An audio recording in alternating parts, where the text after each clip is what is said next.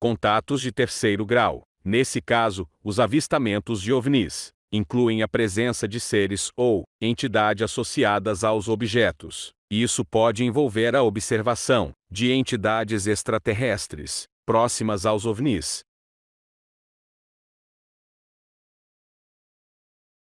O fazendeiro Arlindo Gabriel teve um desses contatos imediatos na Serra do Alegre, no município de Baipendi, no sul de Minas. Nós vamos começar a subir esta serra para chegarmos ao local onde o senhor Arlindo fez um contato de terceiro grau com os tripulantes de uma nave extraterrestre. Segundo os estudiosos, esse é um dos acontecimentos mais importantes da ufologia brasileira. Nós vamos caminhar mais ou menos umas 3 horas para conseguirmos chegar a esse local. Vamos lá então, vamos. Nós fizemos essa caminhada em companhia do ufólogo Ubirajara Franco Rodrigues, que acompanha esse caso desde o início. Percorremos a mesma trilha que Arlindo utilizou com 2 outros companheiros no dia que ele disse ter observado os estranhos no alto do morro. Foi aqui, depois de caminhar quase durante 2 horas, que o senhor Arlindo se separou dos outros 2 companheiros com os quais veio caçar no alto da serra. Cada um seguiu por um caminho. O que foi que aconteceu com o senhor quando o senhor ficou sozinho? Quando eu fiquei sozinho, eu entrei num mato grosso e saí numa roda de campo. Então lá eu vi um relâmpago quando desceu atrás de um espigão de campo.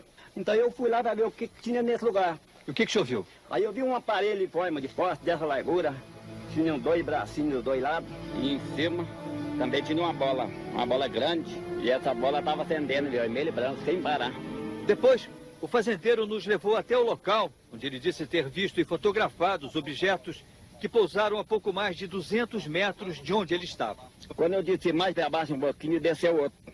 Desceu um aparelho feito uma piorrinha, desceu assim no chão, na ponta dessa parede tinha feito uma espada. Desceu e fincou no chão e parou. Parou e esse aparelho tinha uma hélice em cima e estava girando assim, dava aquela volta maneirosa e estava girando. Então eu virei o filme e tornei fotografar o aparelho. E fiquei quieto. De repente aquele fez assim, deu um sopro, transformou uma fumaça bem alvinha, branca, ficou parada a fumaça. Então eu fotografei a fumaça também. Quando eu desci de pouco a pouco ali, atrás mais ou menos ali, desceu um outro, de cima veio, desceu uma certa distância assim, que foi cambaleando, assim, desceu, parou no chão e ficou quieto. Vim caminhando um pouquinho, caminhando para cá, depois eu escutei um barulho, assim, assim, veio do motor afogado. Quando eu olhei para cima, desceu aquele aparelho, um aparelho grande. Maior, né? Maior, branco, ele dá um corpo de 2 ônibus. Quando eu fui para fotografar, o aparelho veio, um relâmpago em mim, me chegou à vista. Eu fui esfregando a vista de pouco a pouco, fui esfregando, quando deu de abrir a vista, 2 homens baixinhos me pegou um de um lado, outro do outro. Quando eles me pegaram, essa hora eu fiquei assim, meio violento. Aí eu falei para ele, pelo amor de Deus, me solta, eles não largaram não. Ele disse assim para mim, em Deus nós todos somos irmãos, nós não fazemos mal a ninguém. E quando eu entrei dentro do aparelho, então eu achei 2 homens, tinha 2 homens sentados na poltrona, assim, batendo máquina. Eu estava instalando, batendo. Tinha um cômodo, do tamanho de um banheiro, e tinha um aparelho repartido em 2 partes. Tinha uma tela de um lado, outra tela de outro. Você vai lá, vai, aperta um botão assim, acendeu aquela lente. Acendeu perfeito aquela lente, eu vi. Então ela fez a explicação, apareceu a lua, ela disse aqui é a lua. Apareceu para cima o sol, ela disse aqui é o sol. E apareceu do outro lado uma mancha. Não parecia se era a terra ou se era a lua, era uma mancha esquisita, feita uma gema de ovo. Então ela falou, aqui é onde nós estamos. Nós viemos aqui e voltamos com poucas horas, mas é de acordo com a rotação da Terra.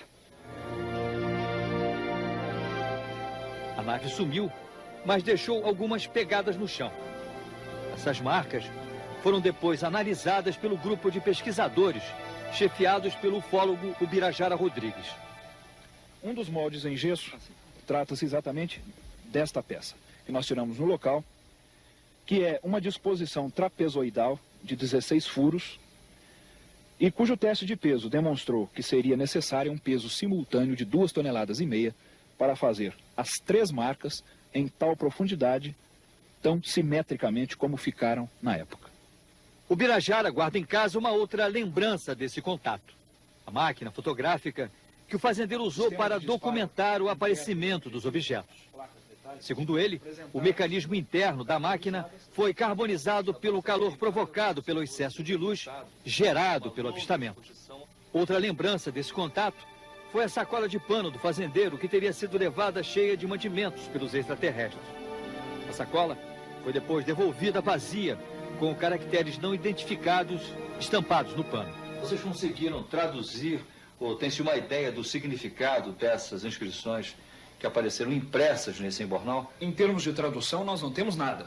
Mas o que há é que existe uma certa relação desses caracteres com caracteres hebraicos arcaicos. Mas tradução ainda não conseguimos. Existe alguma semelhança? Existe uma semelhança dos caracteres até com alguns trechos dos pergaminhos de Qumran, dos pergaminhos de Mar Morto.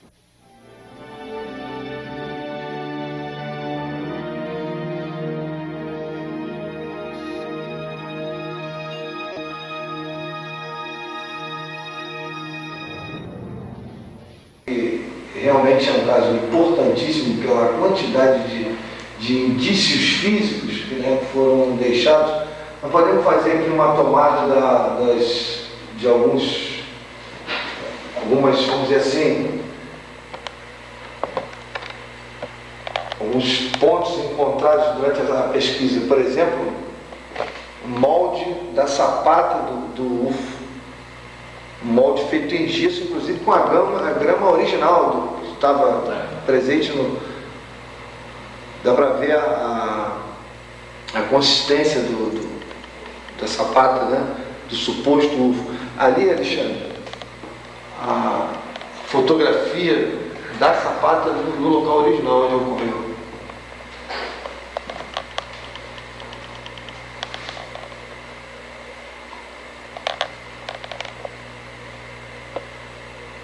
E aqui o embornal original que o abduzido trouxe após ser devolvido da nave, foi preservado nessa moldura com inscrições já estudadas e desconhecidas que foram reproduzidas aqui numa tentativa de preservá-las, porque ao longo do tempo ela foi perdendo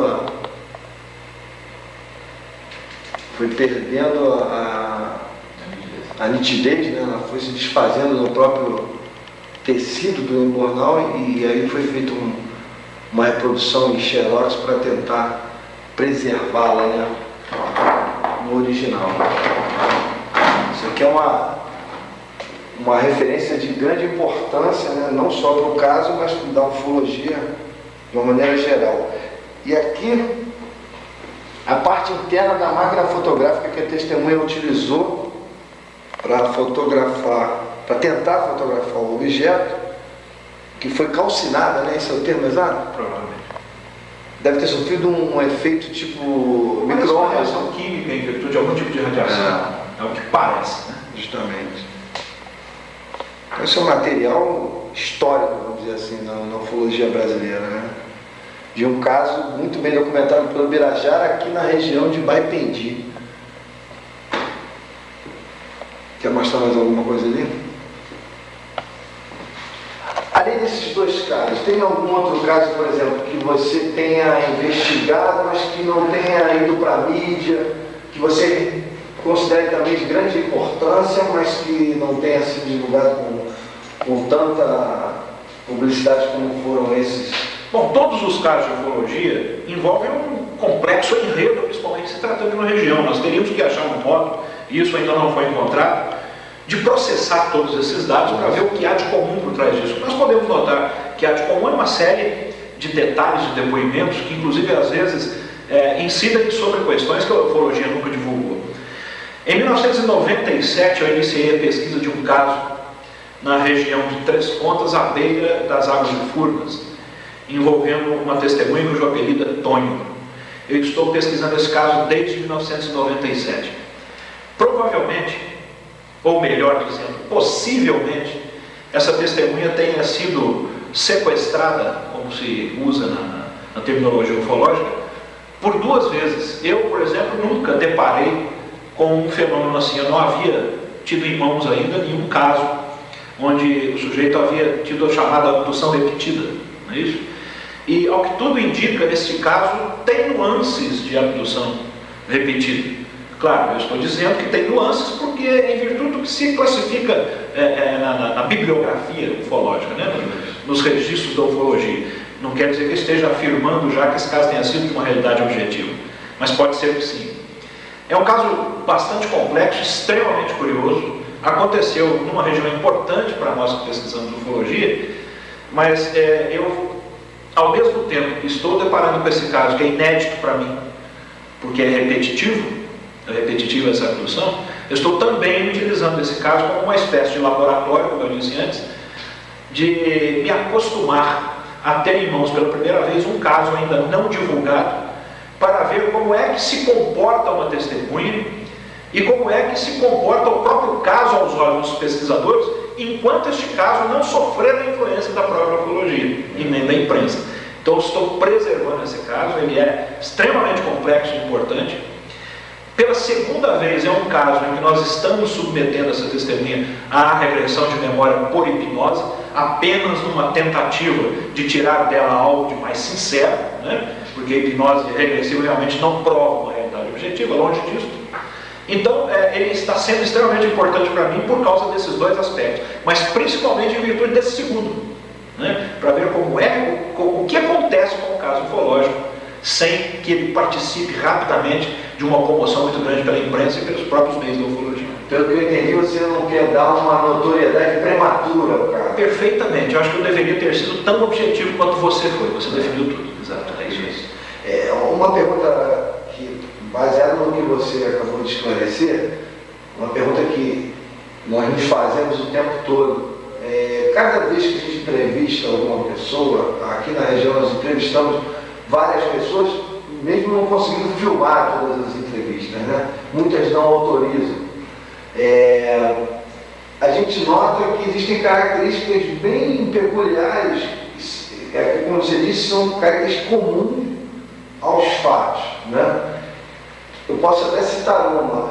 Nós entrevistamos várias pessoas que tiveram avistamentos e em todos esses casos elas dão referência de que o objeto iluminava uma grande área, mas iluminava assim. Um citou que dá para ver as formiguinhas no chão, o outro dizia dá para ver as pedrinhas no chão, o outro dizia parece dia, ilumina que fica como um dia, no caso, e era à noite, né? Então, por exemplo, além dessa característica que eu estou mencionando agora, apenas como exemplo, você pode acrescentar alguns outros pontos comuns que você encontrou nessas mais de 300 entrevistas que você deve ter feito na região. Assim, você tem em mente pontos comuns, característicos aqui dos avistamentos da região? Desse pequeno número de casos que pertence a esse quase ínfimo percentual dentro das centenas de casos que a gente tem pesquisado, eu noto que quando eles oferecem um certo nível de credibilidade, eles são desacompanhados de toda uma prosa muito longa e muito detalhada envolvendo a testemunha e os alegados tripulantes dos objetos voadores não identificados. É uma coisa muito curiosa isso. Os casos, pelo menos que você tenha a inspiração que são mais autênticos, isso não é pecado nenhum, né? Todo pesquisador tem a observação do feedback, né? Tem que ter intuição também. Claro, a intuição faz parte da ciência. Neste momento você percebe que os casos de maior credibilidade são aqueles desprovidos de muita prosopopeia, de muita falação. A testemunha geralmente não tem aquele instinto messiânico de se dizer aí um intermediário entre seres mais evoluídos que nós, ou angelicais ou mesmo demoníacos, ao inverso. Tem essa característica com relação às testemunhas. Com relação ao próprio fenômeno fisicamente, o que mais me chama a atenção é o mal-estar mesmo da testemunha, de ordem física, pelo menos em termos de sintomas físicos, náuseas, tonturas e sensação de excessivo calor na região do objeto. Dentro do alegado objeto, ao contrário, temperatura baixíssima, todas as testemunhas são unânimes em dizer isto, E o mais peculiar para mim, que eu acho que é algo que precisa ser urgentemente aprofundado pela ufologia, é a questão dos cheiros característicos. São bastante similares. Tal como aconteceu no caso Varginha, nós analisando esses cheiros, você pedindo para a testemunha fazer comparações quando ela não tem o conhecimento para tanto, dando sintomas e o que ela sente em olhos, por dentro das narinas, gosto, etc., quando percebe esse cheiro, se aproxima mesmo de todas as características do cheiro de amônia, do cheiro de amoníaco. Então tem isso.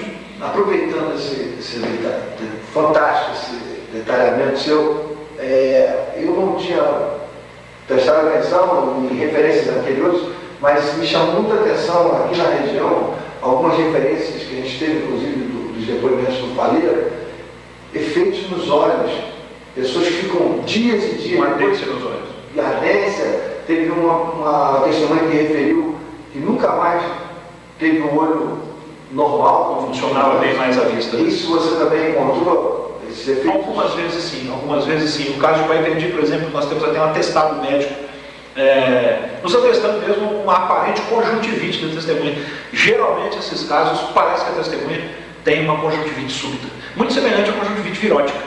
Inchaço dos olhos, ardência, os olhos vermelhos, lacrimejando constantemente. E duraria quanto tempo após o avistamento?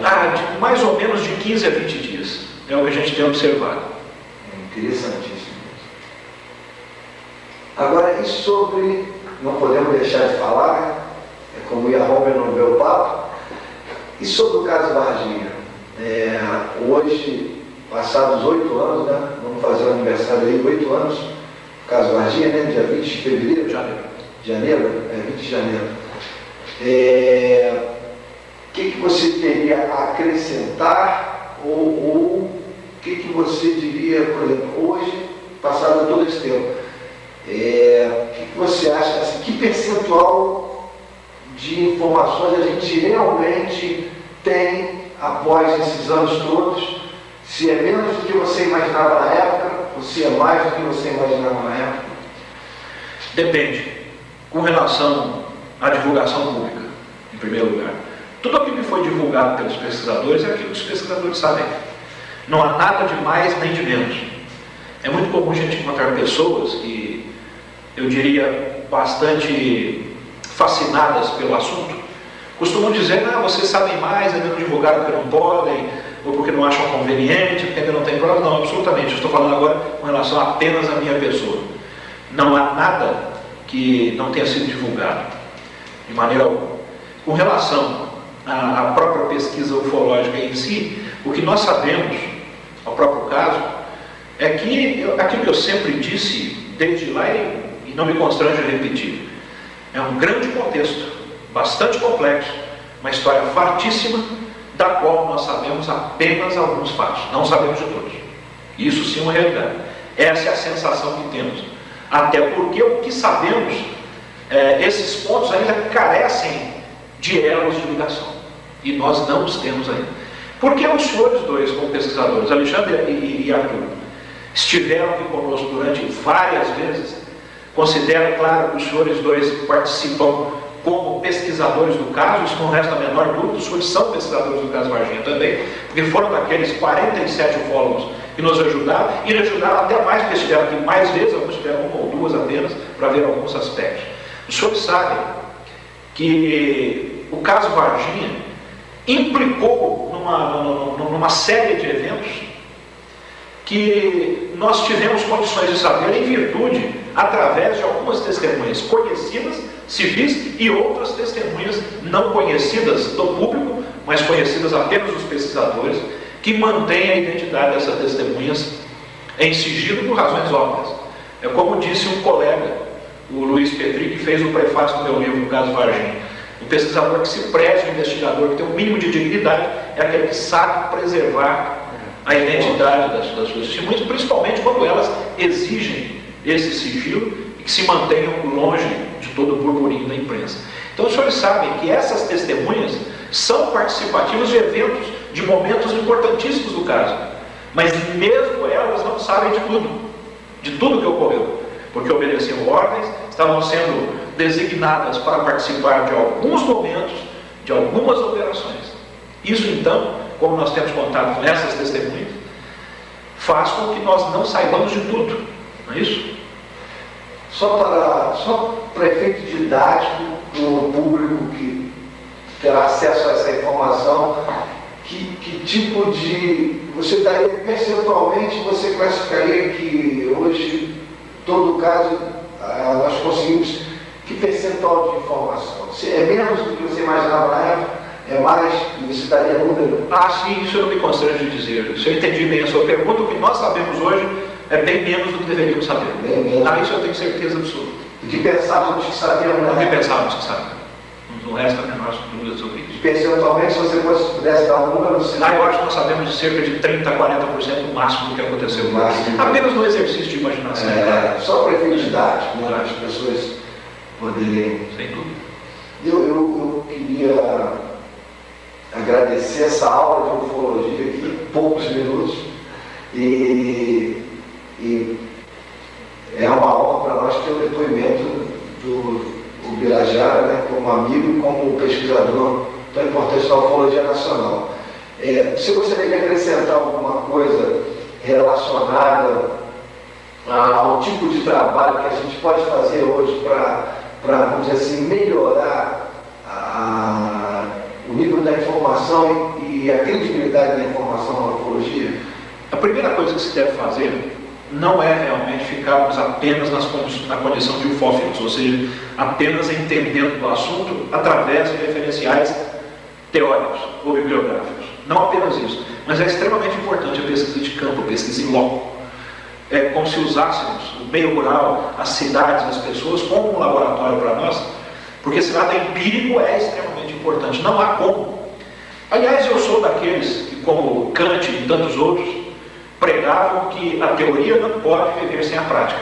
E a prática não pode ficar aleatória sem um fundamento teórico. Eu acho que ambas têm que existir. Não é possível tentar se compreender a importância do fenômeno ufológico sem que a gente vá buscá-lo. Buscá-lo como? Contato com as testemunhas, né? Porque buscar disco voador aí seria um tanto absurdo.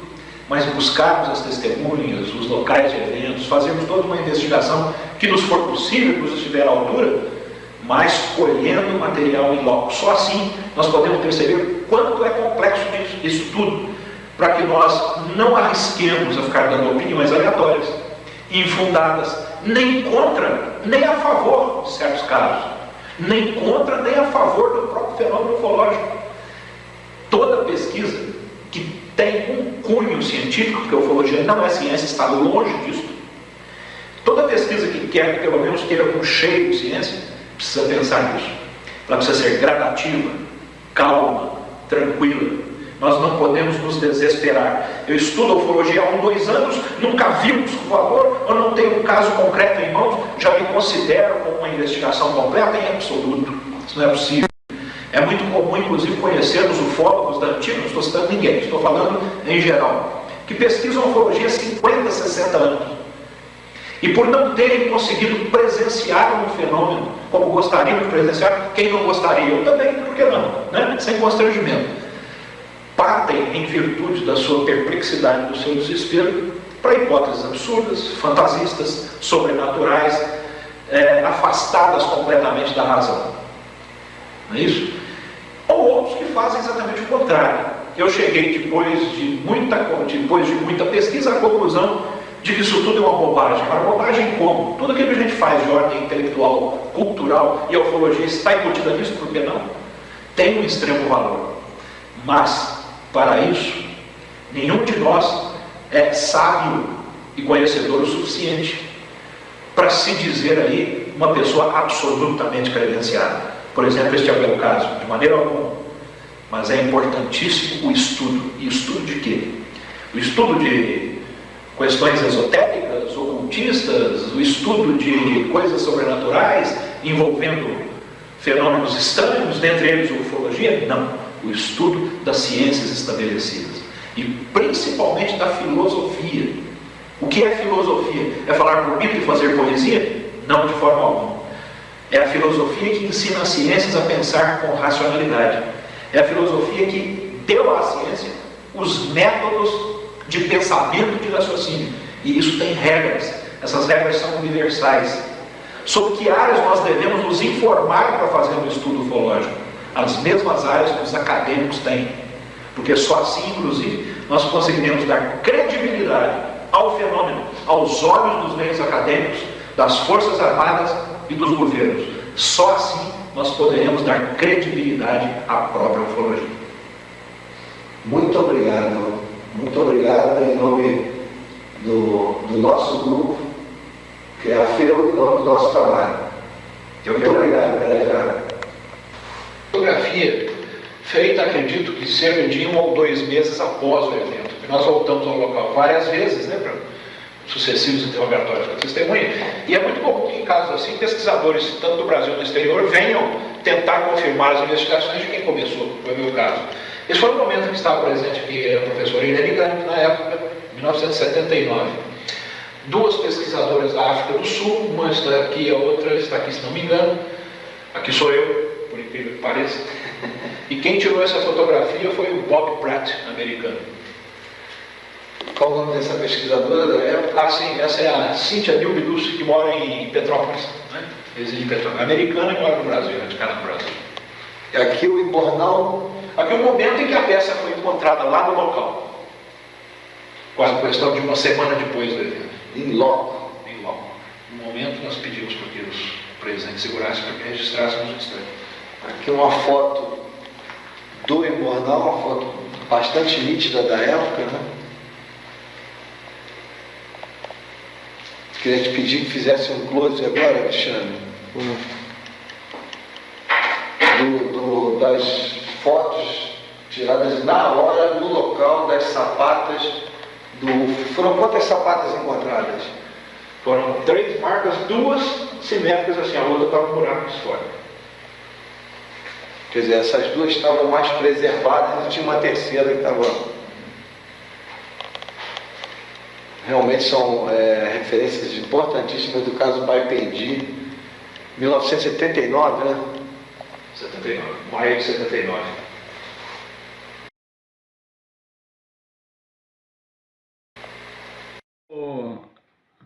Foi 16 de maio, né? 16 de maio de 79. Aí eu fui pra lá, arrumei um companheiro, um irmão dela e um outro rapaz. O senhor estava caçando, né? Eu estava caçando. Nessa época não era proibido caçar, nem nada, então eu gostava de ir na serra, mas divertir. Como é que chama essa serra? Jacu, essas coisas. Divertir à toa, então para passar tempo. Eu chegando lá na serra, lá no Alega, ali em cima, já chama Pedra do Alega. Aí eu falei pros colegas, você entra aqui, eu vou entrar no meio e vou sair lá naquele campo. Que horas era isso? 10h30. 10h30 do dia.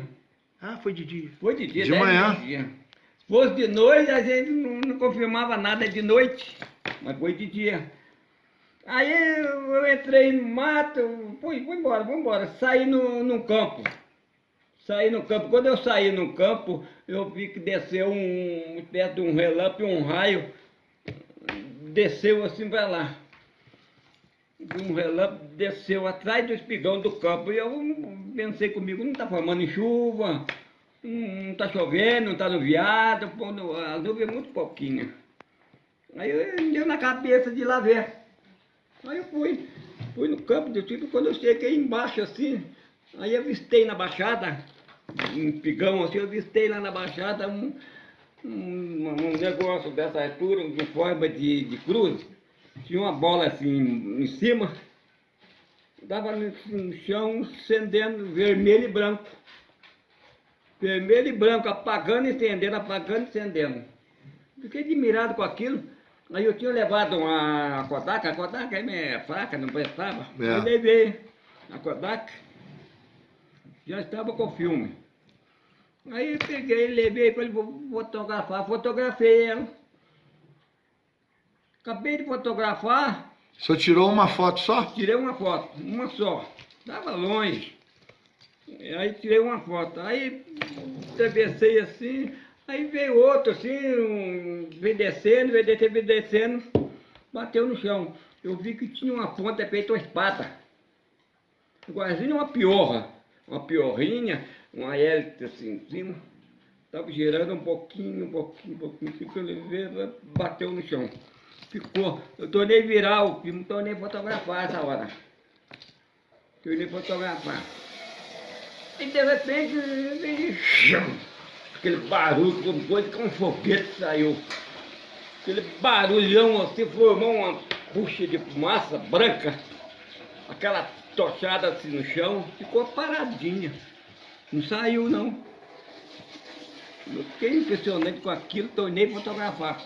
Mas os outros dois estavam lá também. Os outros dois não estavam. Talvez os outros dois nós marquemos o lugar para encontrar. Mas do outro lado eu não vi, porque eu vi só a frente. E tinha um negocinho de feito a espada, pontudinho em cima dele. Pontudo assim pra cima. Mas branco que uma neve. Branquinho. Tá uma distância de um... Nós medimos lá no negócio. Nessa hora o senhor já tinha tirado umas 3 fotos já? Já tinha tirado de 3. Aí quando eu fui para tirar essa, aí parei. Parei, aquele aparelho desceu, aí eu virei. Quando eu virei a foto que eu fui para localizar, ele jogou um raio em mim, um relâmpago. Chegou eu na hora. Não cheguei mais nada. Mas não vi mais nada. Aí ardeu o olho. Aí não lembra de mais nada? Oi? Não, o senhor não lembrava de mais nada? Não, eu lembrava, mas não vi. Não a via. minha vista não chegava. Aí eu cocei. Aí a vista voltou. Estava enxergando, aí quando eu vi 2 homens. 2 homens baixinhos, vestidos de macacão, tudo. E uma lente aqui, e um capacete. E um caninho nas costas. Pegava num tamborzinho, fazia a volta, colocado não é da cabeça, de lá em cima. Pegava naquele tamborzinho, fazia a volta, colocado aqui na cabeça. Aí veio e me pegou. Me pegou essa hora e eu falei, larga de mim. Eles não largaram não. Uma coisa esquisita, um de um lado, outro do outro. Eu estava armado, estava com espingarda e revólver. Não lembrei da hora, nada. Eu fiquei meio esquisito essa hora. Aí eu falei, larga de mim. Puxei a mão não saiu não. Pegou um em cada braço? Aí eu pedi, pelo amor de Deus, me larga. Aí falou, em Deus nós todos irmãos. Nós todos somos irmãos. Nós não fazemos mal a ninguém. Queremos apenas uma informação. Que bacana isso. Ele falou pra mim essa hora. Eu ouvi a voz dele que falou comigo. Aí levou eu. Levou quando eu cheguei perto do aparelho. Tinha uma escada de 4 degraus, de baixo e cima. Uma escadinha da largura, debaixo do aparelho. Aí ele foi na frente, pegou na minha mão, eu subi. Quando eu subi, que entrei dentro do aparelho, acabou o mundo pra mim. Não lembro de mais nada? Nada aqui na terra, não lembrei de mais nada. Esqueci tudo. Eu estava com um sentido, parece que estava no outro mundo. Faz uma base uma pessoa, se morrer, o espírito sai e vai estar no outro mundo. E aqui acaba tudo, esqueceu tudo. Mas o senhor lembra como era dentro da nave, o senhor lembra? Lembro tudo certinho. Aí, quando eu entrei dentro assim, acabou. Aí tinha mais 2 homens. São 3, 4, 6, 5 homens e uma mulher. Tinha mais 3 lá. Estava lá sentado numa poltrona, batendo umas coisas. Batendo uma máquina, uma coisada. Tinha alavanca, aquela lâmpada assim por roda, acendendo em vermelho, branco, amarelo, nada de cor em roda. É igualzinho um buchão de gás. Esses que estavam dentro da nave, eles eram baixinhos também ou eles eram do nosso tamanho? Mesmo jeitinho, tava com o mesmo vestiário. Mas deu para o senhor perceber que tinha uma mulher. Aí a mulher foi assim. Aí chegaram lá, eles resmungaram com o outro, mas eu não entendia nada. Um barulho com o outro, falavam com o outro, também. Mas eu não entendia o que eles falavam. Entre eles, não.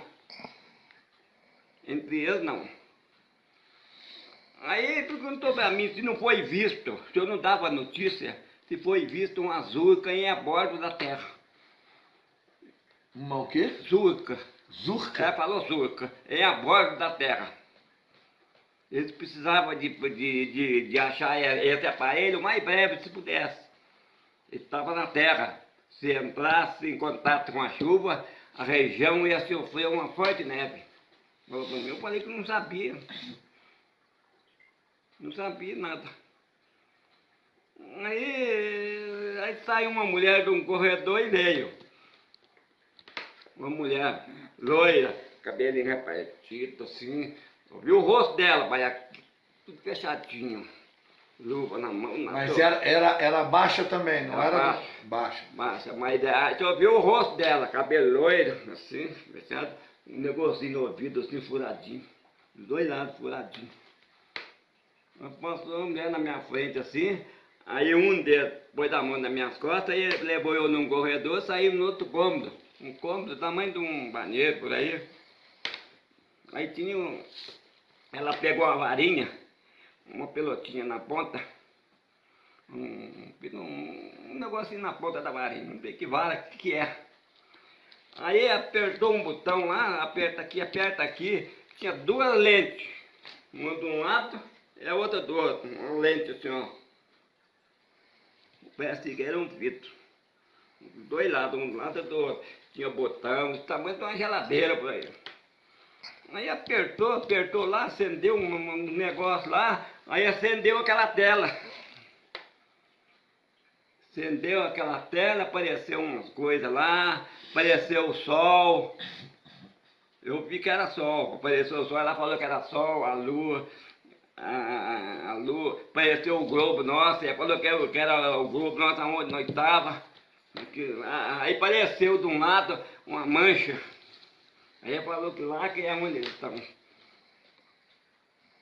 Era uma mancha. Lá naquele lugar que a hora que ela mostrou que fez a entrevista de tudo para mim, do globo nosso, aonde eles estão, o sol e a lua, aí voltemos pela sala, naquela região onde é que nós estávamos, naquele lugar. Aí ele pôs a mão na costa, minha, com a mão, e falou, nós viemos aqui e voltamos com poucas horas, mas de acordo com a rotação da Terra. De acordo com a rotação da Terra tiver, nós não passa. Tem uma linha que impede a transmissão. Tem uma linha vertical no universo que impede, eles não passam. Tem a hora certa. Eles vêm e voltam com poucas horas. Nessa hora, o senhor estava se sentindo tranquilo? O senhor estava tranquilo? Não estava nada. Não? Não. Estava nervoso ainda? Estava. Eu não lembrei de nada, mas eu estava com sentido fora da Terra, sentido lá. O senhor estava lá naquele momento, não lembrava de nada aqui, né? Mas daqui eu não sabia de nada mais. Mas mesmo assim o senhor não estava se sentindo calmo ainda? Não. Aí eu olhei para baixo assim, ó, aí eu já vi a terra lá embaixo, o campo. Já vi a terra. Aí eu fui para descer assim, aí ele falou, desce e segue a vista, que eu parei e te condeno a visão. Aí falaram umas coisas para mim ali, uma coisa daqui, outra coisa dali. Aí eu desci, porque quando eu vi a terra já fiquei apavorado para descer. Para descer, já tinha a escada, a mesma escada? Na terra. Aí eu desci, 4 degraus, quando eu subi, quando eu pus o pé na terra, meu sentido voltou. Meu sentido voltou, aí eu lembrei daqui. Aí eu vi que eu estava, mas lá no aparelho eu não sabia de nada. Aí eu pus o pé na terra, meu sentido voltou na hora. Mas aí eu não pude correr, não pude falar, não pude ficar nada. Eu estava levinho. Estava pesando um saco de palha. Mas o senhor foi andando devagar? Levinho. Eu dava aquele passo, eu estava no ar. Assim, leve, né? Estava no ar, levinho. Levinho de tudo. Aí tinha um espigão. Aí eu fui indo pro espigão. Quando eu virei o espigão que me encobriu, aí parece que soltou eu. Soltou, eu fiquei apavorado. Me deu dor de cabeça, deu o olho, me deu um vômito. Nossa, mas aí eu corri. O senhor viu ele ir embora? Não vi. Quando virou o espigão, eu não olhei para trás. Ele falou, desce e segue a vista, que o aparelho te condena a visão, né? Se o senhor olhasse para o aparelho... Aí quando eu virei o espigão, o negócio largou de mim, mas eu não olhei para trás para ver para onde eles foram. Não olhei. E o senhor ouviu um barulho, mesmo que o senhor não viu? Não vi nada. Nada? Nada. Aí meu corpo ficou movimentando, aí eu Corri, cheguei cá no outro lado, aí eu gritei, os companheiros meus, 2 companheiros já estavam esperando eu lá embaixo. Demorou uns 20 minutos, quase meia hora para eles virem. E eles não viram nada? Estava largado no chão. E eles... Aí me deu uma sede, uma coisa que eu mandei buscar água, quanto mais bebia água, mais queria. Só vendo uma coisa que sede me deu. Eles comentaram com o senhor se eles viram alguma aí coisa? Aí eu contei o que foi, falaram o que foi, o que aconteceu, tá? Aí eu contei o caso com eles. Mas eles não viram nada? Não, eles não viram nada. Não viram nada. Eu estava do